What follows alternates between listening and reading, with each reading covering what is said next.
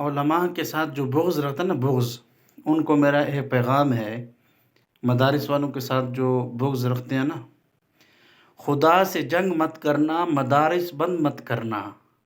کیوں؟ کیوں نہ بند کریں؟ یہاں اللہ کے قرآن کی تعلیم ہوتی ہے، محبت کی، امن کی روشنی تقسیم ہوتی ہے۔ تو اس لیے مدارس والوں کو ٹیڑھی نگاہ سے نہیں دیکھنا، غلط نگاہ سے نہیں دیکھنا۔